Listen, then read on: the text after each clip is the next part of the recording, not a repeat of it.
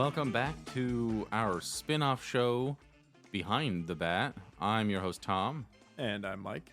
And last week we rolled on Metal Gear Solid. So we're going to be talking about Hideo Kojima's classic, the most well-known thing he's basically, the game he's most well-known for. Yeah. But basically like the whole series and overview.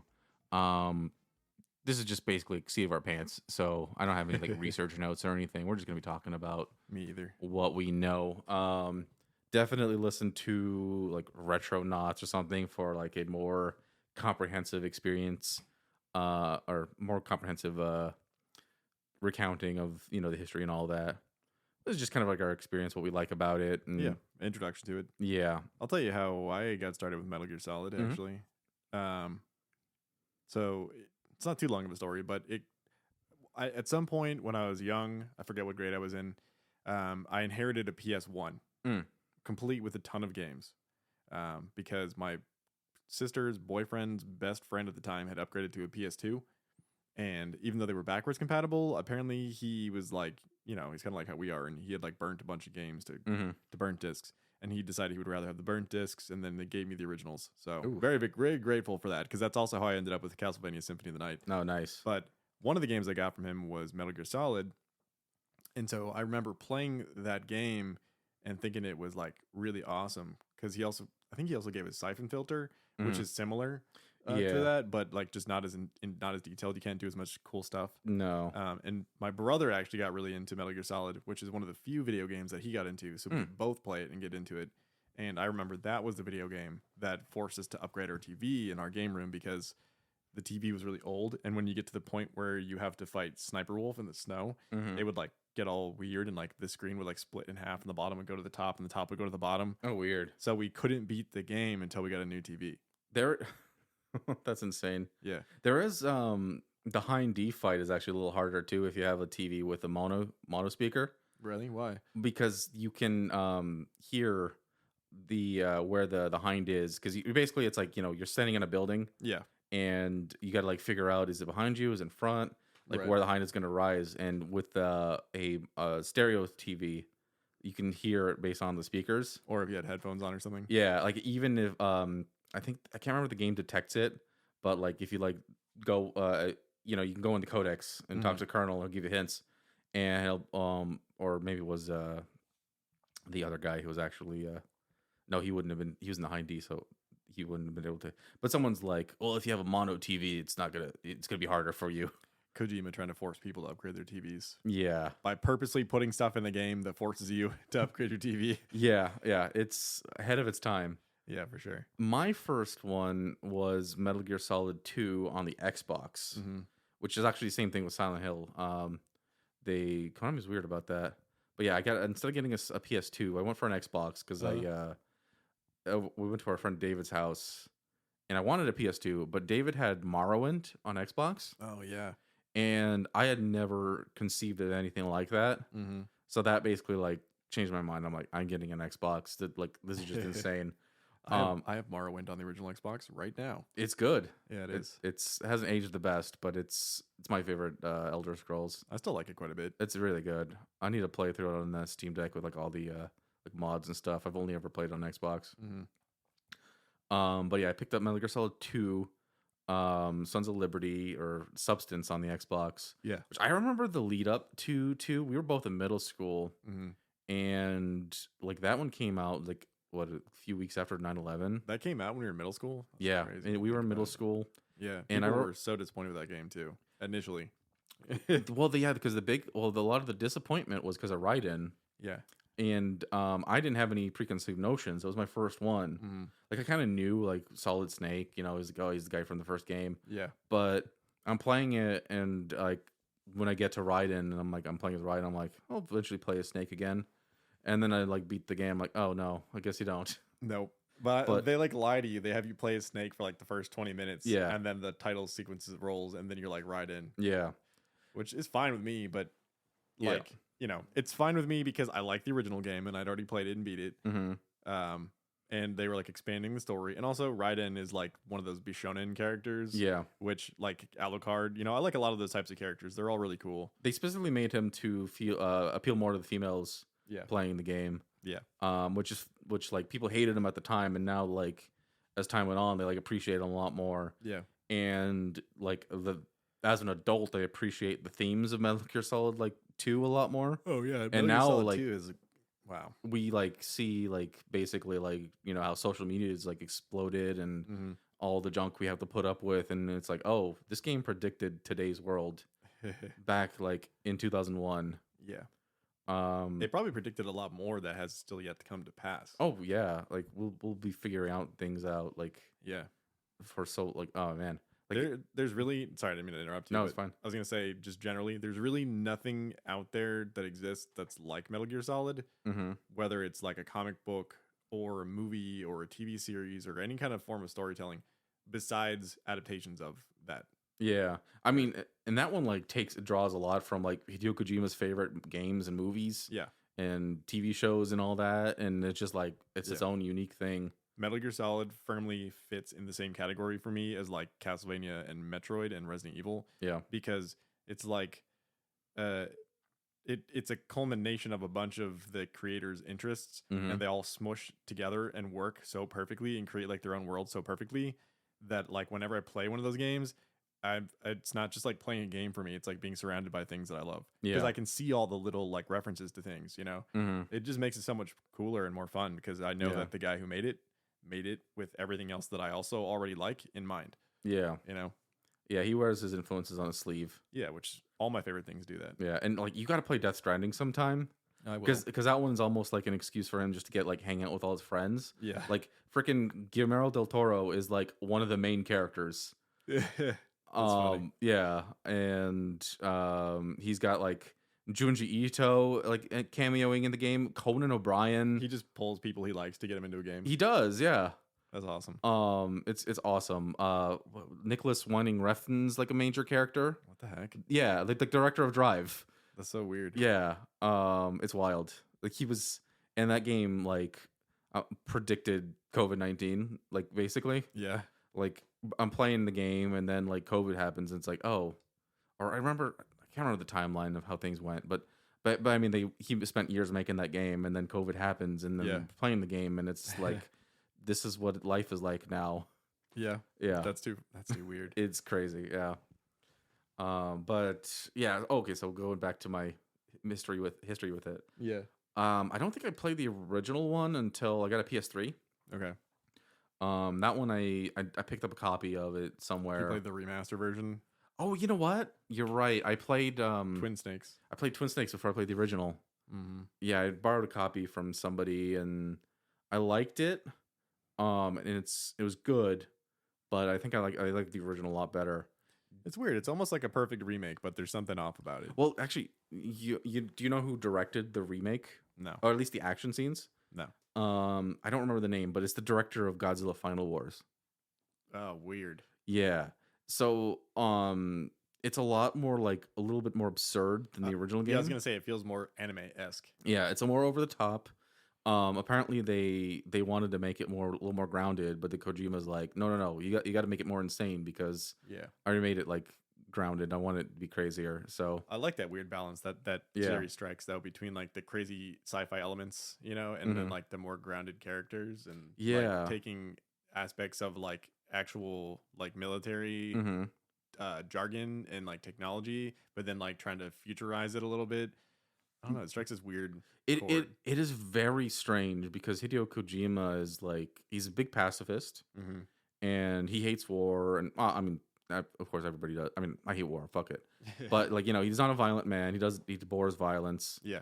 But then you play this game and it's just like it's got so much gun porn and it almost fetishizes violence to a degree.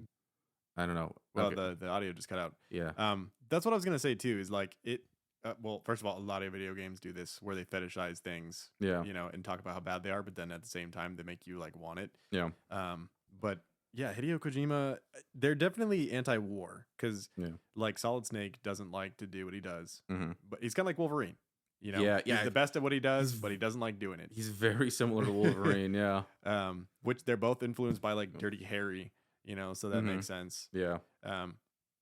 But yeah, but the overall message is that like war is bad, and but also that war is inevitable, and that they need people like Solid Snake and Big Boss to like take care of these wars on the back end so that they don't affect everybody else's lives. Well, a little bit, They're like the unsung heroes of the wars. yeah, and just basically how like war fucks people up and Yeah, changes them for like the worse usually. right. Which is interesting to think about because Solid Snake and like a couple other characters that are all like clones basically. They're Yeah. like genetic, which is another weird recurring thing in like video games and anime, clones. Mm-hmm. But yeah, he's like a clone, but like he's so distinct and like separate and original that he feels like the original, but Yeah, he's not. Which they also throw you for a loop because most people played Metal Gear Solid before playing Metal Gear yeah. on the old Nintendo, where you play as Big Boss.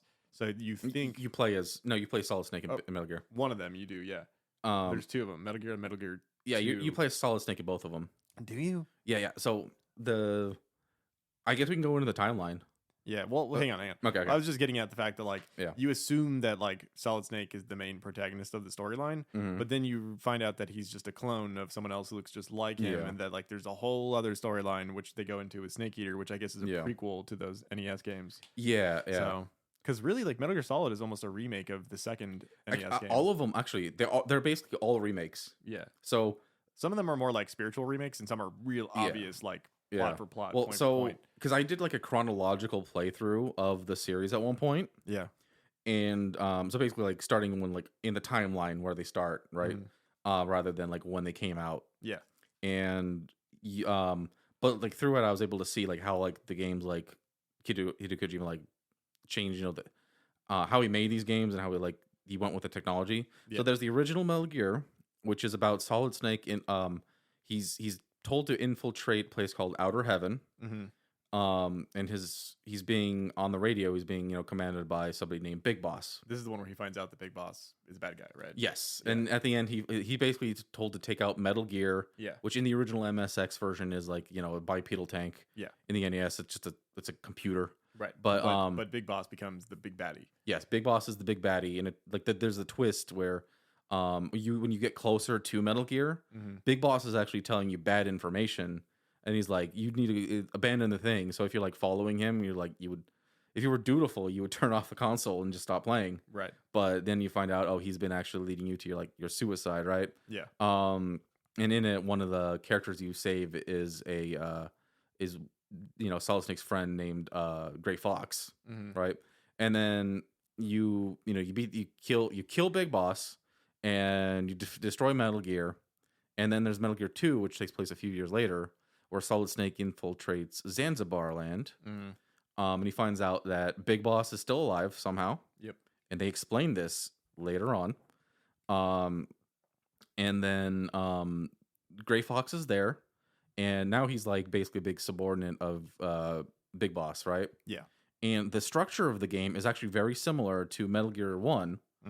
It's just that Kojima and technology kind of went further, right? So it's basically beat for beat the same game, but like the graphics are better. Yeah. And the scenarios are like a little more mechanically driven, right? Well, it adds some more of like the mechanics that people become familiar with in the PS1 game too. Yeah. So it feels a lot like Metal Gear Solid already. Yeah. So Metal Gear Solid comes out years later, and it's a remake of Metal Gear 2. Yep. Where basically beat for beat the plot is basically the same. Yeah. But at this point, Big Boss is dead again. Which, right. And then it ends with, before they you beat you finish it, you have to fight Gray Fox in a minefield, and then he dies, and then you find out he's actually a cyborg ninja in Metal Gear Solid. But it's got the same kind of plot beats. Yeah. There's a one part where you can't go into this room. You have to go and get this key card room or something, right? But it's full of CO2, right? So you can't go in without suffocating, right? Yeah. So you have to you get a rocket launcher or a PSG or whatever, right? And you got to you got to blow up a computer, and you guide it, right? I remember this part. I hated this part. Yeah. Well, that part you do in Metal Gear 2. Yeah. So there's a lot. They redid a lot of the scenarios in Metal Gear Solid, but in 3D. Right. So it's just kind of oh wow. And then Metal Gear Solid 2 comes around, and the plot on that one is you're Raiden, right? Mhm. And you're going to this far off base to destroy a thing called Metal Gear.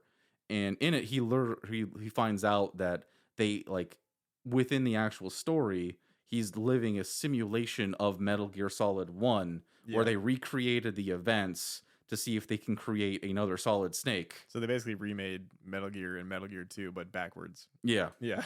Yeah. And then and then after that they made Metal Gear Solid Twin Snakes, which is a literal remake Yep. of Metal Gear Solid. And did that come out before Metal Gear Solid 3, which is a prequel to the entire thing? I don't. Either three. They came out around the same time. I can't remember. It was when we were in like the middle of high school. That was great though, because they were like remake of one of your favorite games and a prequel. Yeah. After people had been complaining about playing as Raiden, all of a sudden you have two games where you're playing as Solid Snake. Yeah, 3 is except one, you're not really him. Yeah, so Snake Eater is basically kind of like a reaction to the backlash against 2. Yeah. Where he's like, you want Solid Snake? I'll give you Solid Snake. Except not. But in all functionality, he is. He looks like him, he talks like him, he acts like him, but it's not him. And it's like obvious because this is the guy they cloned him from, right? Yeah. But it takes place in the 60s. You find out what you get a glimpse of him before he becomes Big Boss. I love that game because they introduce all of the characters from the other games, but younger versions of them, and they connect all the dots, and they make. Because, like, if you had grown up playing the first 2 Metal Gear games and then played Metal Gear Solid, you would have a lot more stake in it. Yeah. Because you would understand the characters and their motivations and stuff and their relationships. But having not played those first, then you play Metal Gear Solid 3, you're like, oh, shit. Now I need to go back and replay 1 and 2 because it makes them make a lot more sense. Yeah, and like of them all, it's like actually kind of like the simplest story-wise since it's like the very beginning. Yeah. And even then, it's like, all these games are like, super military, and they explain a lot of like the crazy superstitious stuff with like nanomachines. Yeah. But like even in this one, they're like, no, like there's actual ghosts, there's actual psychics. Yeah, no, I love that. Yeah, it's so good. That's what makes it stand alone. And honestly, I think that's like a distinctly Japanese element of Metal Gear Solid because Metal Gear Solid is one of those instances, kind of like with some of those Akira Kurosawa movies, where they take like the Western culture and the Eastern culture and they smush them together and they sort of create like this weird mishmash of both. Yeah. Like clearly Big Boss and Solid Snake and Raiden and all them are supposed to be like American Western cultural icon type. I mean, he's characters. basically Snake Plissken. Yeah, like they're very clearly supposed to be like American characters and stuff. But then you have stuff like Psycho Mantis, like a guy who can like basically levitate and like read minds and blow up people's heads like a scanner. Yeah. And like that is like, yeah, there's American movies that have that type of stuff in it. Actually, probably more Canadian movies that have that kind of stuff. But like that's like fusing the weird like sci-fi like horror elements with like the standard like American warfare stuff. We'll go with Western to that feels distinctly Japanese. Like fusing weird things together that don't fit and making them fit and work. Yeah, I totally agree. Yeah. So Metal Gear Solid 3 came out, and they even did like an advanced version of it with like better camera angles. But that one actually did break the beat by beat formula of Metal Gear Solid 1. Yeah. So that's like the first like quote unquote new one, I guess. And then story wise after that, there was one called Portable Ops for the PSP. I played both of those. I didn't play it. I liked them a lot. I thought they were really good. From what I understand, they were very much like it's almost like a dry run for Peace Walker. Yes. Which that They're one like mission by mission. Yeah. Yeah. And Peace Walker was excellent. That's like a direct sequel to 3. Yeah. And you get to see closer to the like really the heel turn with Big Boss, and just kind of like him recruiting child soldiers and all the other weird things. You play as Big Boss in both of those. Yeah. And the whole basis of Portable Ops is that you're like going mission by mission, and as you like do these missions, instead of just like snapping necks and knocking people out, you can recruit them to your team, and you can build this giant like team of operatives that you've recruited from the other side. Yeah. And then towards the end, they all have like special unique abilities, and then like some of the last levels require you to like implement each different type of operative that you've taken to beat the level. Yeah. Right. And they all have to use their specialties to do things. So that's cool, and it gives a lot of depth to Big Boss and his ability to be a good leader. Yeah. But I also played Metal Gear Acid 1 and 2. Yeah, I barely remember anything about Acid. I probably appreciate it better today. They're weird as shit. They're both good. I wish the first one was better because I think the second one's better. The first one has a more traditional Metal Gear art style, I think. but like the story feels very anime-ish and like off, and like it doesn't quite fit with the canon, which is why they're not considered canon. Right. But the mechanics are broken. And the second one, the mechanics are fixed and they're great and it plays so well. It's almost like Final Fantasy Tactics meets Metal Gear, but like with like the weird like, man, it's so hard to describe. It's like Final Fantasy Tactics meets Metal Gear because it plays like a tactics game, right? But then it also has the like weird element of it being like a card-based strategy game. Yeah. So it kind of feels like Chain of Memories or something, where like you have to play the cards to get the actions to work, and then the cards shuffle, and then it's really strange, but it plays pretty seamlessly.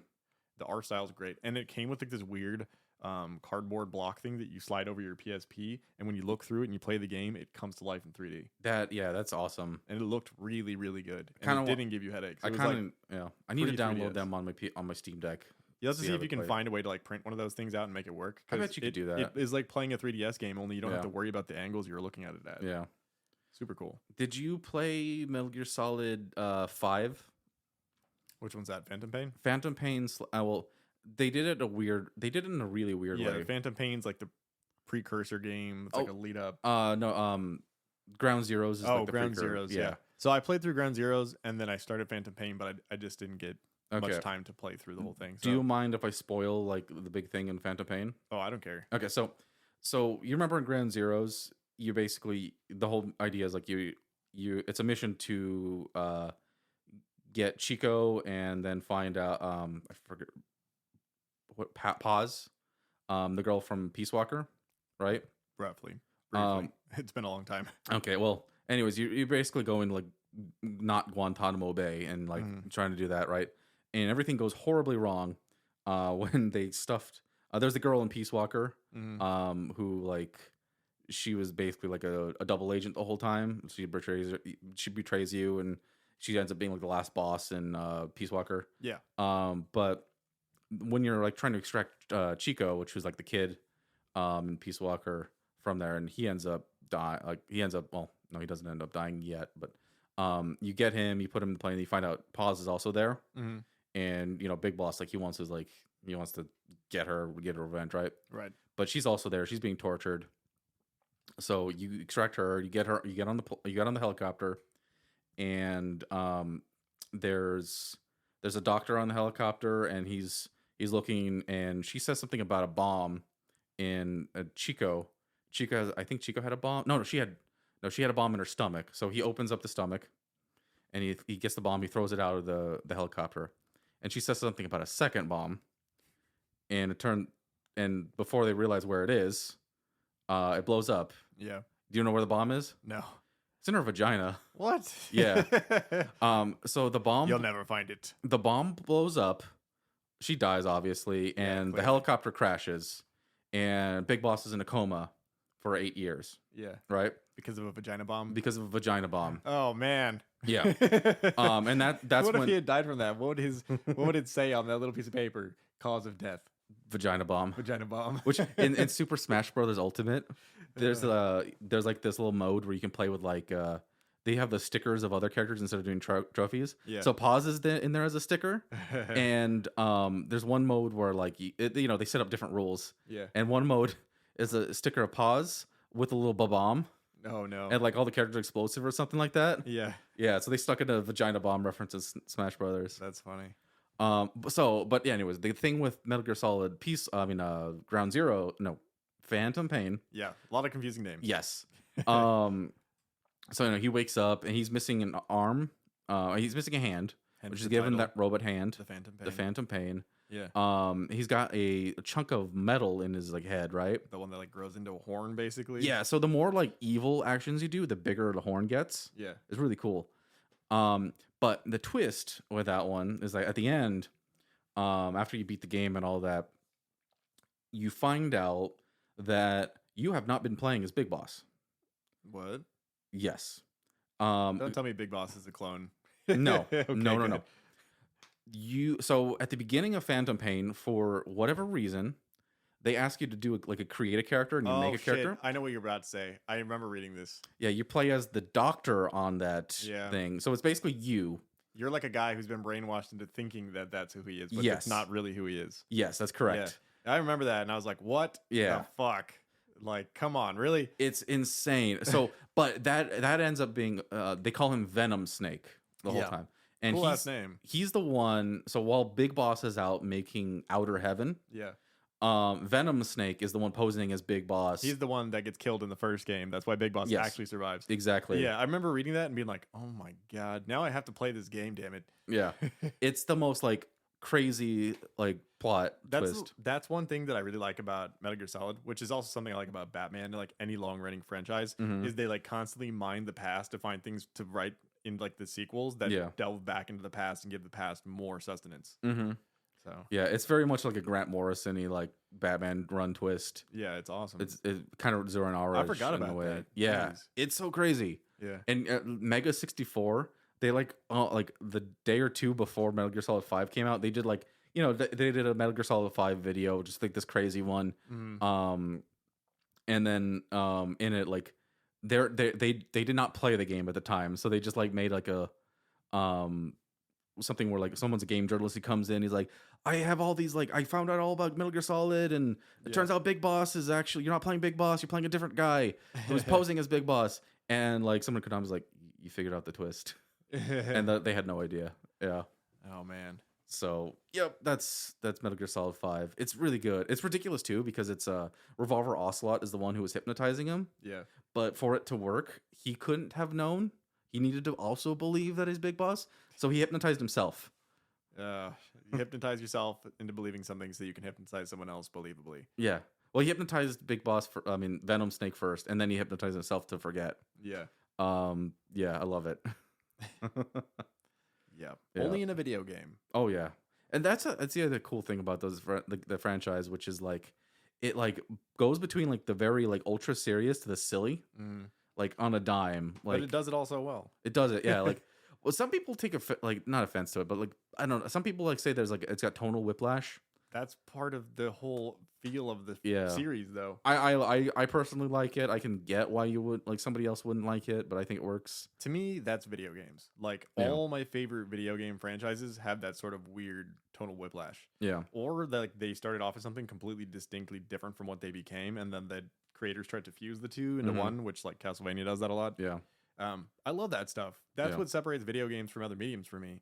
I think you would really like the Yakuza series when you finally get to it. At some point, 'Cause, I'll get like, around to playing it. That is Yakuza to a T, where it's like ultra serious but also ultra silly. Yeah, I mean, like it's like a ultra serious, gritty, like Yakuza crime drama, but also at the same time you're like running a cookie empire, yeah. or you're bowling with a chicken.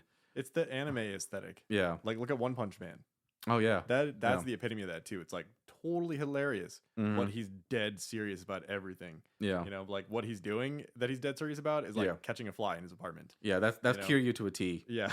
Yeah, you'd love it. Cool. Yeah. Good to know. So and then that's kind of like the end of Metal Gear Solid. I mean, there was For 4. now. 4 was really good, but like very very mixed feelings on 4.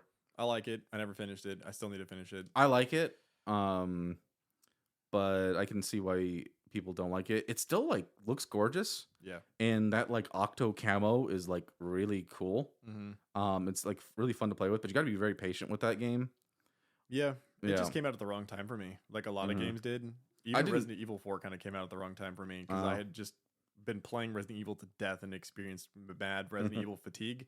So I didn't want to buy it and play it when it first came out. And it took me Okay. a while to pick it up and actually play through the whole thing. Oh, Even though people would just not shut up about it, and how great it was. I mean, it's so much more refreshing than Yeah. the first few from the era. Oh man, but I love those Yeah. first 3 games to death. Yeah. I have it. I'm gonna replay 4 on my Steam Deck before the remake comes out. I did buy it on PS4 and play through the whole thing in HD. So It's good. Yeah, it holds up. Yeah. I'm really looking forward to the remake. I think replaying through it on my PS4 allowed me to sort of like play through 5 and 6 with like a fresh perspective too, and not hate them so much. Yeah, So- me and Ryan played through 5 like a couple years ago, and we really liked it. I think it's fun. I think they're both fun. Yeah, But I didn't they like. both are better as like a co-op experience, Yeah, rather than yeah. solo experience. That's why we played it co-op. Yeah. We kind of fizzled out on 6. Yeah. I don't know. I wasn't digging it. I As still much. finished it, but the first half it's a lot better than the second half. Yeah, I don't know. It was like a little bit like too open and like too wild. I don't know. It feels like it's like a globe trekking, crossing the world. Yeah, The end of Umbrella, like it's I don't really know. big scale. And I thought like 5 was like a little bit mechanically better. Yeah, But I'm guessing maybe just because they like wanted to be like a little bit more next gen than. probably. Yeah, I mean there was a good few years between them too. So Well, one of these days I will finish Metal Gear Solid 4 and I'll play through Phantom Pain all the way through. mm-hmm. And then I'll have more to say about Yeah, Metal Gear Solid. But in general, I feel like I really like Metal Gear Solid. I love the characters. I love the lore.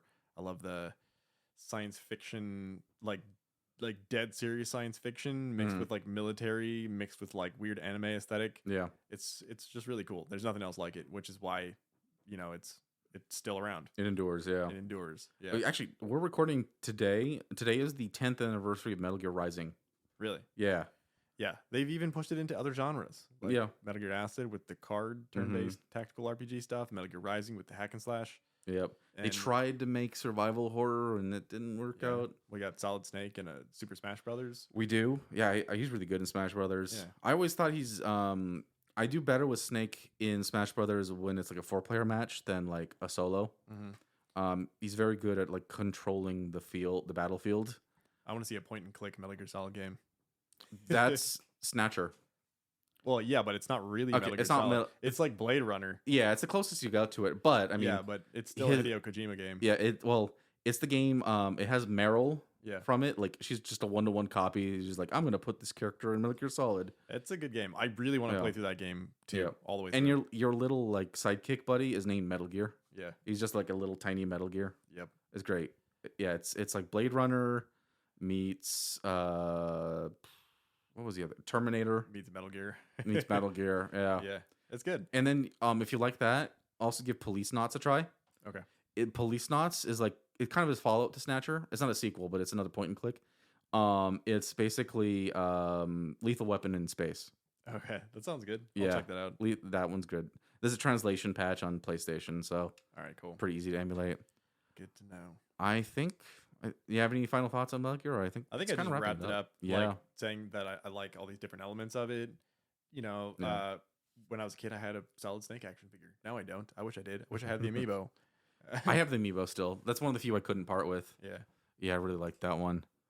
I think that just about does it for Metal Gear Solid. Oh, we got to roll for the next topic.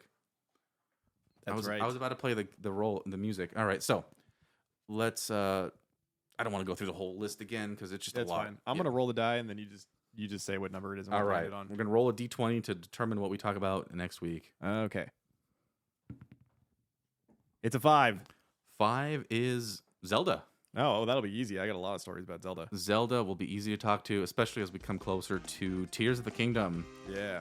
Thank you so much for listening. This is Behind the Bat, and we're out. Good night. Later, guys.